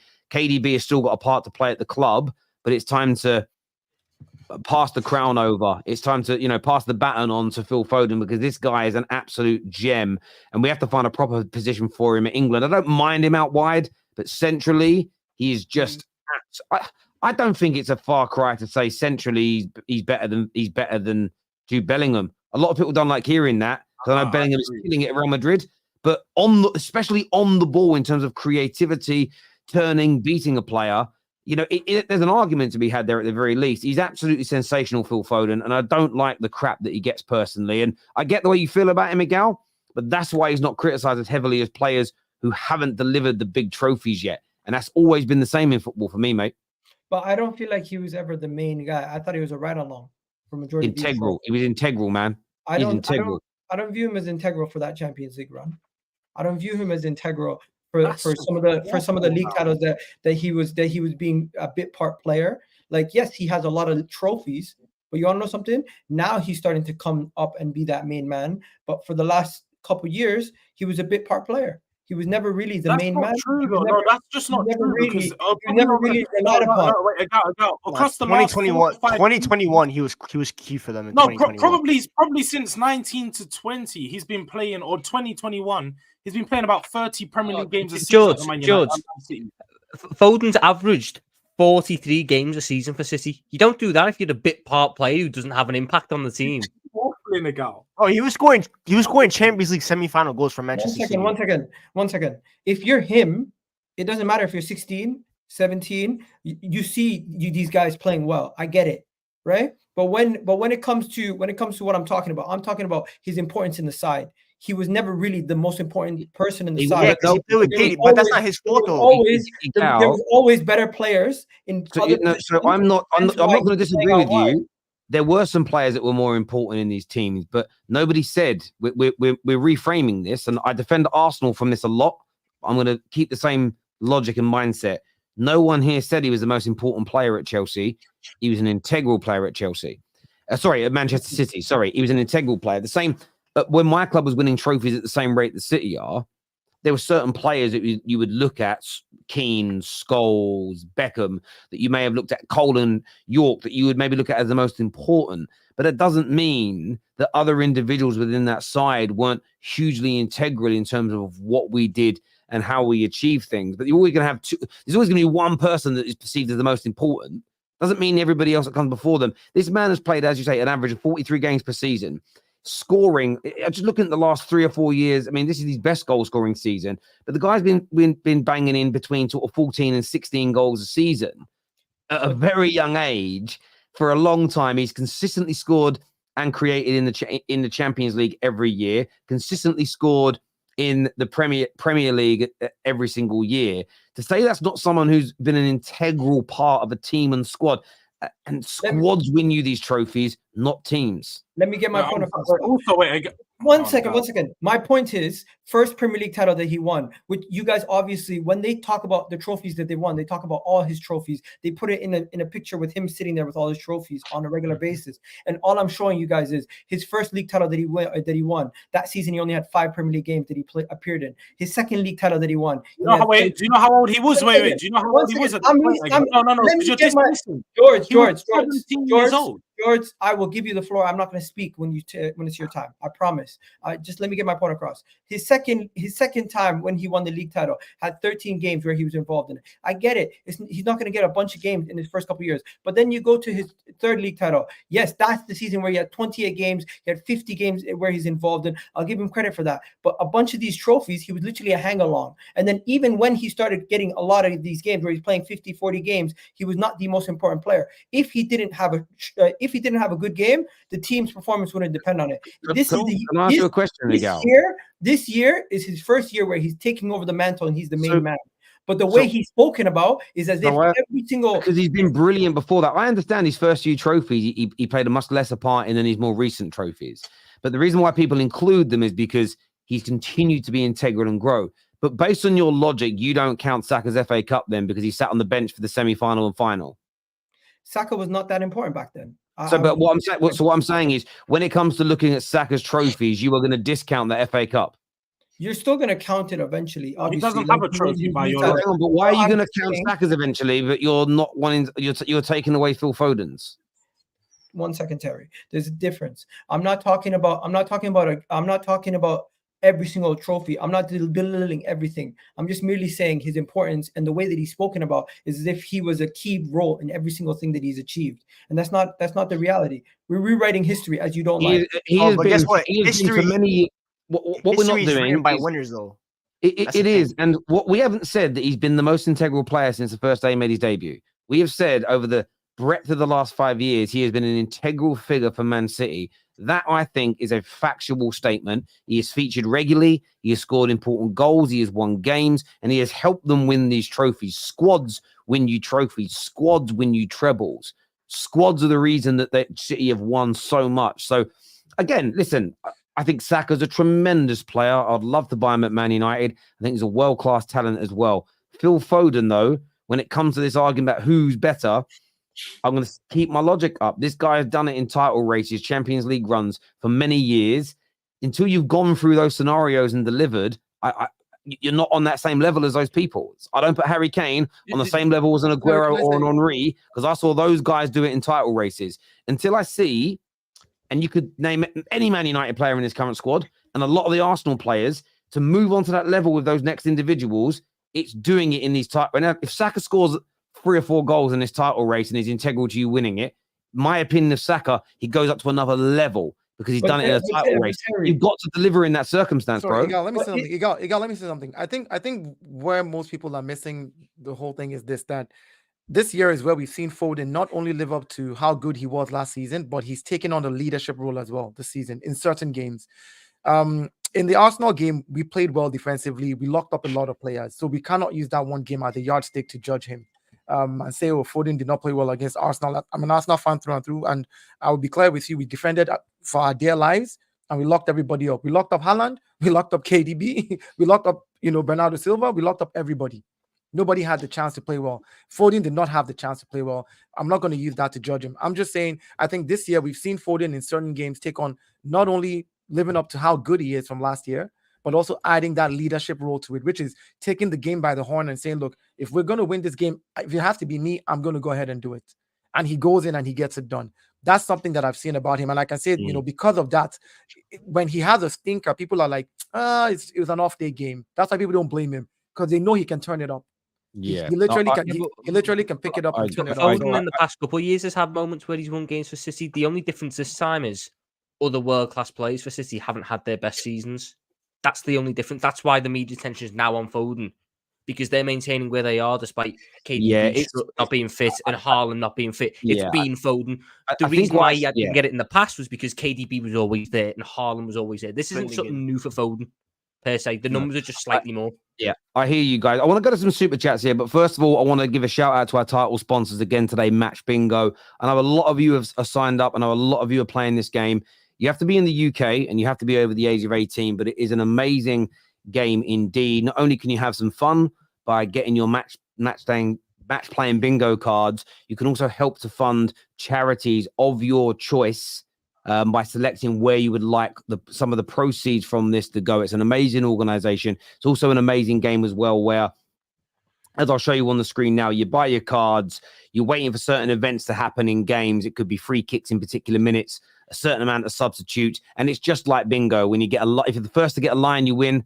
If you're first to get 2 lines, you win. If you're first to get a full house, you win. I play it regularly. I'm going to be playing it tonight with the Liverpool and Sheffield United game. So go and get it downloaded now by scanning the QR code or clicking on the. Don't lick the link; it won't work. Clicking on the link in our description below. We're going to go to some super chats here. Sorry, my watch is ringing me. Let's go to some super chats here. First one says Rashford stinkers. Man United probably suffer. Saka stinkers. Arsenal probably suffer. Foden stinkers. City mostly win regardless, equals much less scrutiny. Of course, but then Foden can't be punished because he plays with better players. And I've had this argument with Liverpool fans for years. Well, but Scholes had better quality around him. That doesn't make Scholes any worse a football player. Do you know? I mean, I know Joey Barton said what he said the other day, but the irony is we're taking him seriously. So it's not there. It's not, Foden can't be put down because of that. It's crazy. Because by that logic, does that make any of those great Barca players from Messi's team less good because they had Messi, Xavi, and Iniesta and Busquets in the team? Does that make one of those 4 not as good because there's those? That's why the logic isn't sound for me. Trent is a key player and gets a lot of criticism. He does. He has. He should. Watch Foden stank up the Euros. He may do. I mean, again, though, what he's doing for England is different to what he's doing in the Premier League. It is what it is. This super chat here says, how many late stage goals in the Prem and Champions League has he scored? He scored a fair few. I know the year. I remember the 21-22. goal. I remember 21-22. He got like 3 very late winners for City in dead tight games. He scored against Real Madrid in the semi-finals. Like, yeah, this year created as well. I think he got an assist last year in the semi-final. So he's definitely done bits. Off the top of my head, without looking back and researching it, he's definitely done bits in. And in I don't even know about FA Cup finals or League Cup finals in that time where he could have done something. I'm just going off the Champions League or the Premier League. Where he's I know a few seasons ago when they won the league, he scored in the last 2 or maybe 3 games of the season, including the final day of the season as well, I believe. This here says, why can't Arsenal fans just talk about Foden without talking about Saka? Why don't we just celebrate having them both for the national team? I think that's aimed at you, Egal. I'm not English, so I don't really. I only back Saka. Foden is safe because he is surrounded by other good players. Yeah, I mean, that's fair enough as well. I mean, yeah, that's true, but that hasn't helped Calvin Phillips, is it? True. Do you know what I mean? That's the problem with that. I think if you're poor around quality players, you stand out even more. On you. I'm not being funny. Like, if I went out, right, and I had Brad Pitt one side and George Clooney the other, I'm going to look like a right fat shit. Do you know what I mean? Because I'm standing next to 2 gorgeous men. Do you know what I mean? If I go out with my brothers, I look like Brad Pitt. Do you know what I'm saying? So sometimes it's what are you saying about your brothers? What are you saying? They're not very good looking. My 2 brothers look like younger versions of Phil and Grant Mitchell, like proper. So, like, this is what I'm saying, right? So he's going to come in here and hit me in a minute. But the point I'm making is, like, I think it's, if you get the point, everyone gets it. Foden played on the wings versus United and was praised. Played well. Terry Egal is the Premier League winner of waffle, is what Jim says here.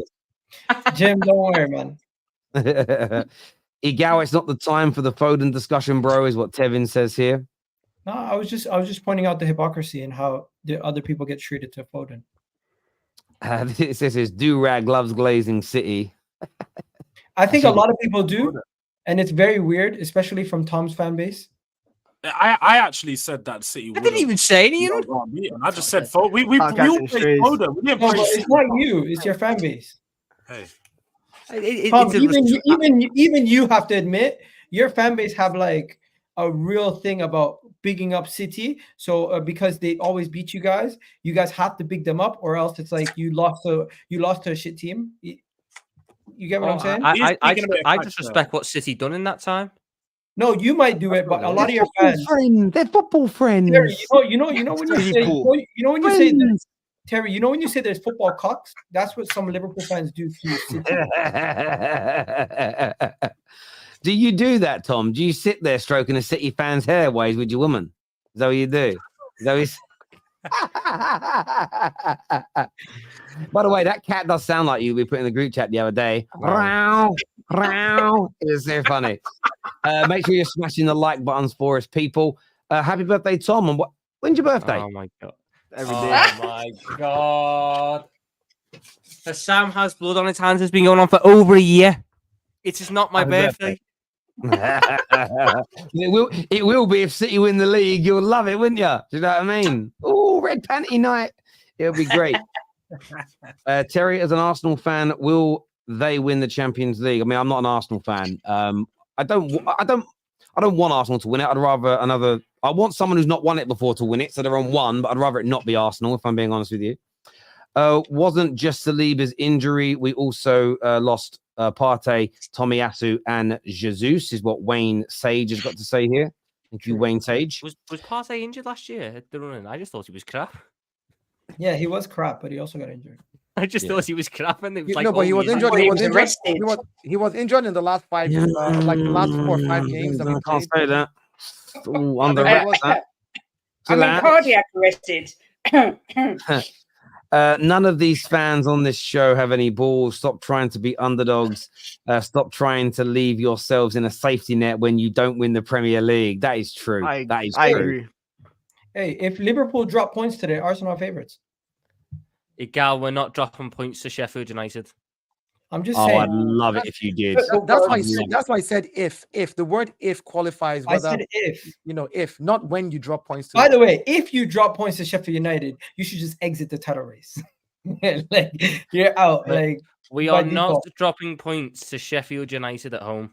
You don't. It might rain. It might rain. You don't know what will happen. It might rain. By the way, yeah, in my rain. What if Liverpool?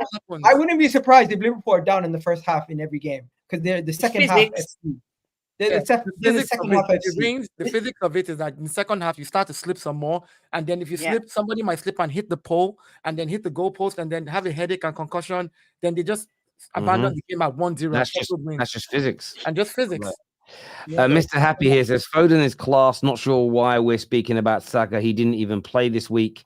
Foden can have a good game without bringing other players into it. I agree. George here says Saka is the player other players are always compared to.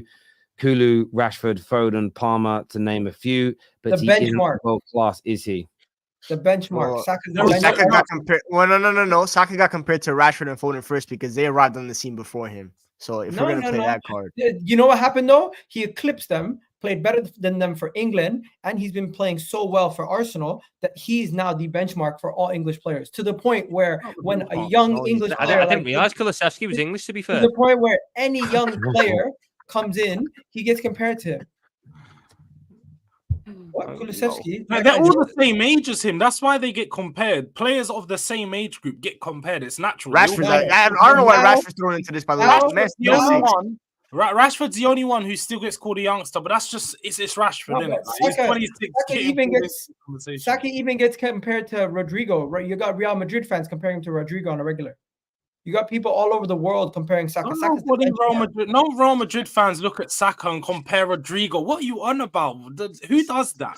Egal.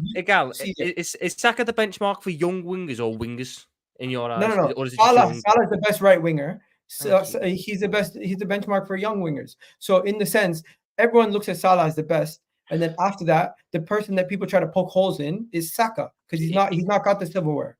Gal, a scale of 1 to 10, where do you rate Mo Salah? Where do I rate Mo Salah? I would say a 10. The guy's amazing. Okay.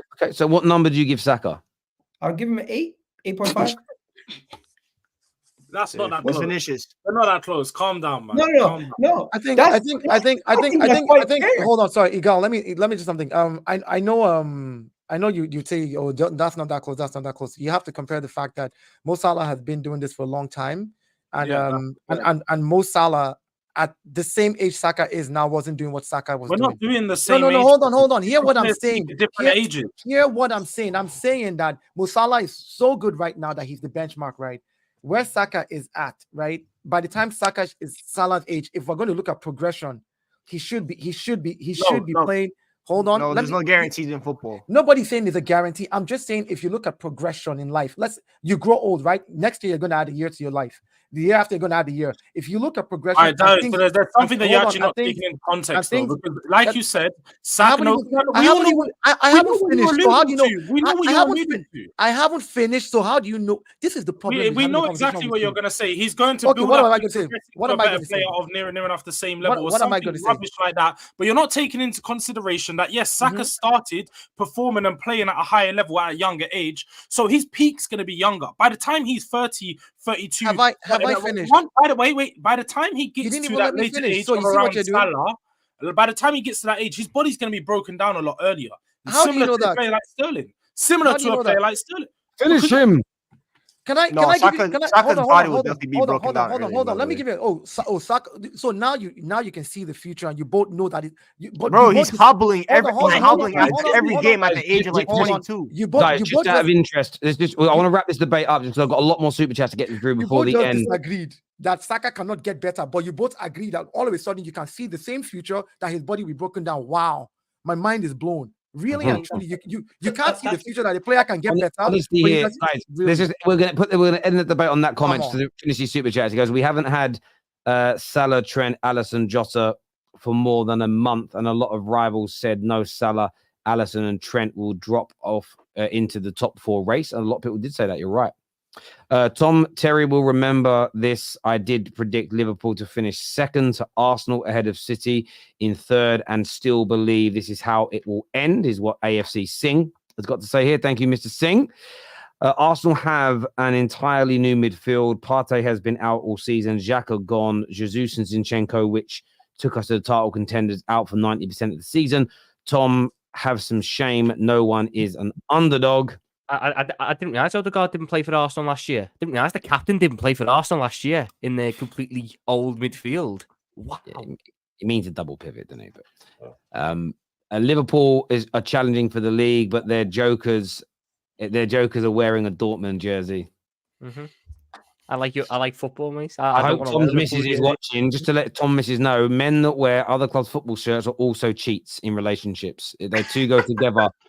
Every man I know that wears another club's shirt cheats on his missus, and they put their phones down flat face down when they're out with their missus as well. They do all those 3 things together.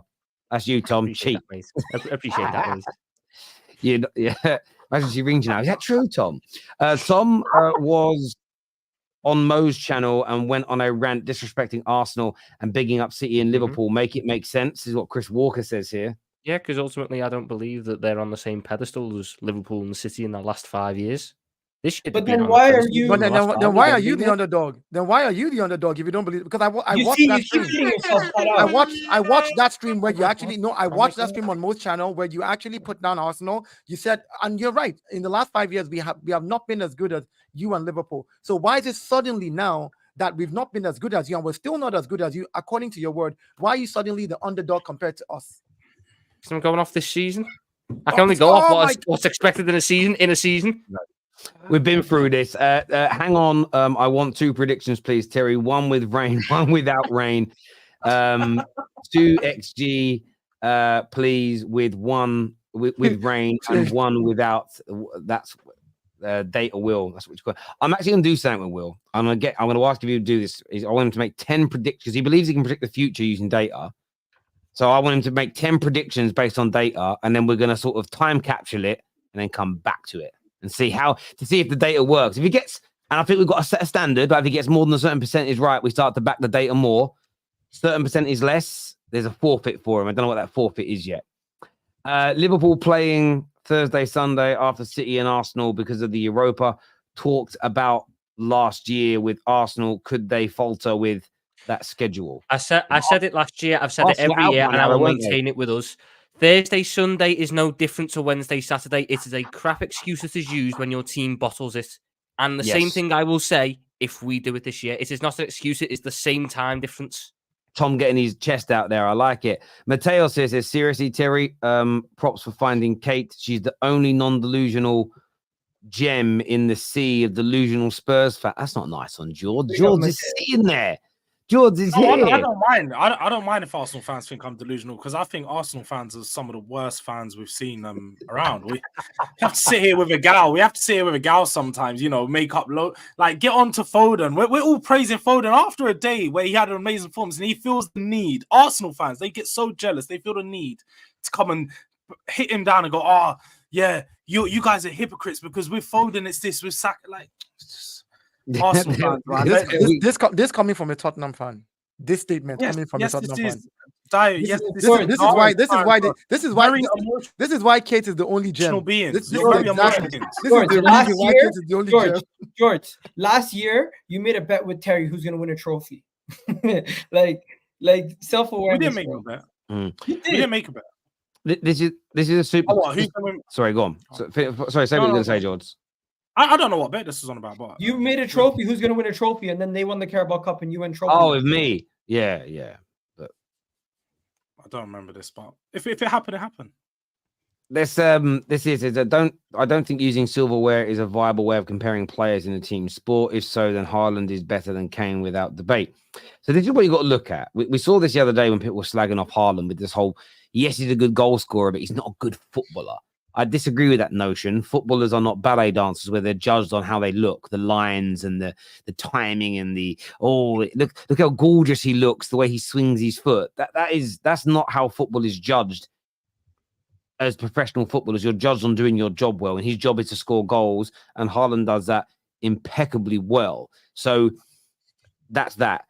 Comparing him to Kane, I think you can use silverware. Now, of course, you're not going to use the silverware that Luke Chadwick has compared to Steven Gerrard, because that's disingenuous. You use it when looking at high-level players. If you've got a team that's in title races year in, year out, with the pressure, the scrutiny, the anxiety, the media attention that it gets, and they're delivering, I believe that puts you on a higher status. The reason I believe that is if you look at all sports in the world, team or individual, nearly every single person that we hold up in high regard has delivered at the most opportune moments, at the most clinical moments, the most clutch moments, and delivered for their teams. That's why they are who we think they are. Messi and Ronaldo and Zidane and Ronaldinho are not just who they are because of their skill and their goals. It's what they delivered and helped their teams win with it. So it's about the combination of all of these things together. And I rate Harry Kane massively. I think he's got world-class talent. He's a world-class goal scorer, but I've never seen him deliver in a title race. And I think that's imperative for putting him on the table with all those other strikers, because we know they can do it because we've seen it. But it's a great challenge in the super chat, my man. Look, I want to thank everyone who's tuned in today. We are live after Terry. I love your Trentzel. I've not even mentioned Trent tonight, and I've praised him all season. So I criticize him when he's bad. I praise when he's good. But listen, do us a big favor and hit the like button. Please make sure you're subscribing to the Terrace. Check out Match Bingo. You've still got time now to get your cards in for tonight's 2 games. There are free cards being given away until the end of the season as well, if you sign up with my QR code or my link in the description. But Kate, Egal, Griggs, Dio, Tom, thank you very much. George as well. I'll see you tomorrow in London, bro, at the studio. Until next time, we've got a new show. We've got a show being recorded in the studio tomorrow. I'm really looking forward to releasing to you all. So you'll all see that on Saturday morning. Until next time, take care. Goodbye. God bless. And we'll see you all again soon. Peace.